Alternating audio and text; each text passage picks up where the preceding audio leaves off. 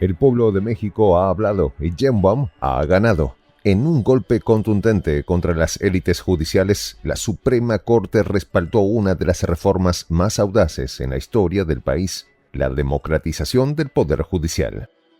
La presidenta Claudia Sheinbaum, con una voz firme y un brillo triunfal en los ojos, declaró: «Triunfó el pueblo de México, ganó la fuerza de la razón y la cordura frente a la irracionalidad». Esta reforma promete acabar con los privilegios y llevar la justicia de vuelta a las manos de quienes siempre debieron tenerla: los ciudadanos. Los detalles a continuación. ¿Quieres saber cómo se puede fundar la patria grande? Mira el final del video. Triunfó Sheinbaum. Esa es la victoria que se dio a conocer en la conferencia de prensa cuando Claudia Sheinbaum, presidenta de México, anunció con visible emoción que el país había sido testigo de un día histórico. La Suprema Corte de Justicia de la Nación ha rechazado los intentos de invalidar la reforma judicial aprobada meses antes, manteniendo firme una de las decisiones más osadas en la política mexicana de los últimos tiempos. Triunfó el pueblo de México y ganó la fuerza de la razón, la cordura frente a la irracionalidad, declaró con determinación la presidenta mexicana.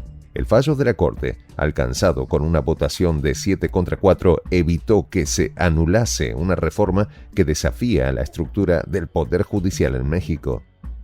Para la presidenta Claudia Sheinbaum se ha logrado el noble propósito de democratizar uno de los pilares más impenetrables y para muchos inamovibles, la judicatura. En palabras de la mandataria, la reforma es profunda para el bien de todas y todos los mexicanos. El fallo del Alto Tribunal también pone fin de forma abrupta a las tensiones políticas que se han recrudecido en los últimos meses.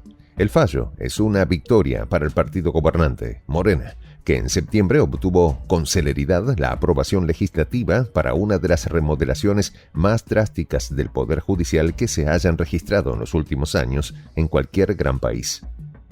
La decisión también evita que la presidenta del país enfrente el importante dilema de elegir entre reconocer la decisión de la Corte de anular el rediseño o ponerse del lado de otros dirigentes de su partido, quienes han dicho que ignorarían un fallo contra la reforma. No obstante, la oposición mexicana, derrotada una vez más, cuestionó el alcance de esta transformación. Juan Luis González Alcántara Carrancá, ministro de la Suprema Corte, se convirtió en la figura central del intento de bloquear esta reforma. Argumentaba que la nominación de candidatos a jueces, magistrados y ministros mediante elección popular ponía en riesgo la independencia judicial y la división de poderes en el país. Pero su posición tiene como trasfondo apoyar a las élites del Poder Judicial que durante años ha controlado el país.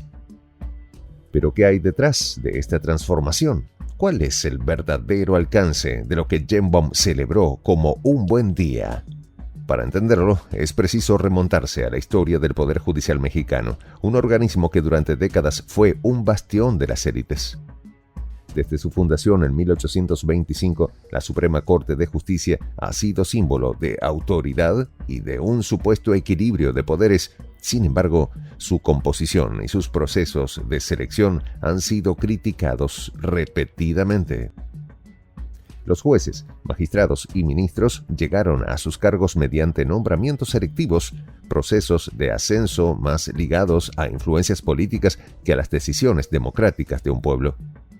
Se trata, en palabras de los críticos del sistema, de una institución que servía más como guardianes de un status quo que como verdaderos defensores de la justicia.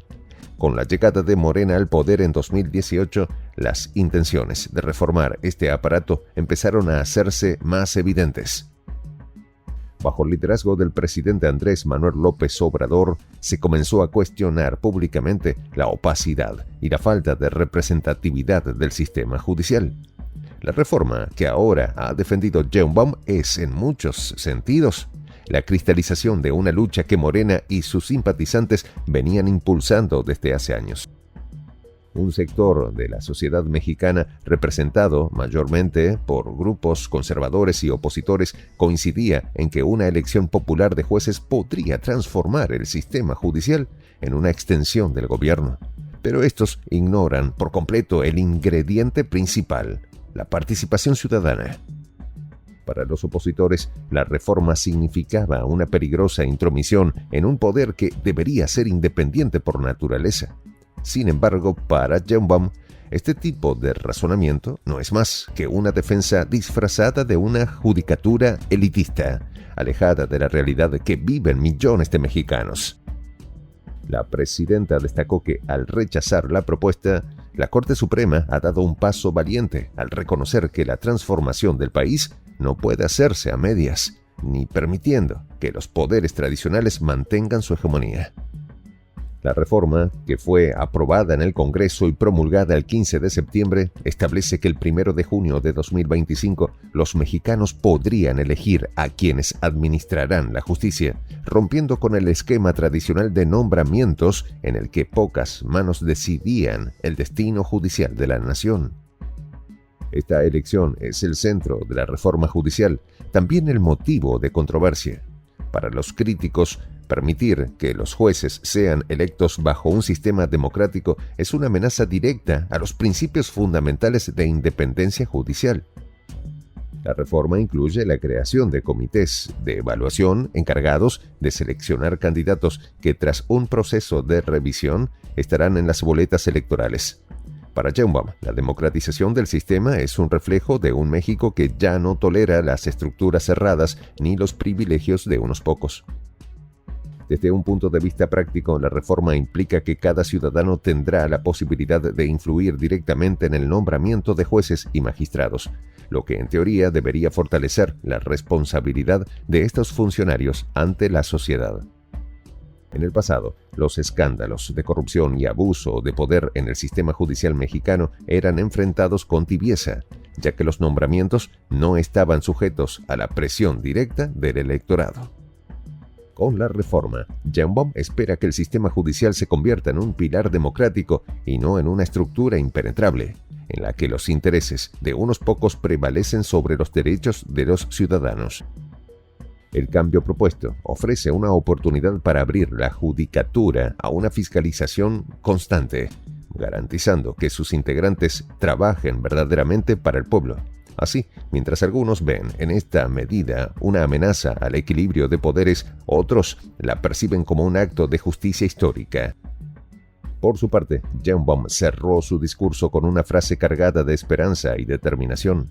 La transformación del país es profunda para bien de todas y todos los mexicanos. Para sus seguidores, estas palabras son una promesa de un futuro en el que los órganos judiciales respondan a las necesidades del pueblo y no a las demandas de una élite.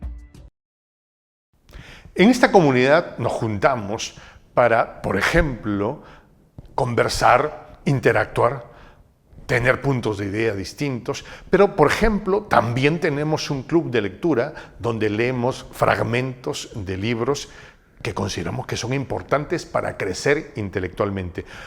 También, por ejemplo, hacemos algo como lo que hace nuestro amigo el jefazo ahí en Bolivia. Les cuento la experiencia que me parece fascinante. Él tiene un restaurante ahí en Bolivia y en ese restaurante, ahí viene lo que tiene, un televisor.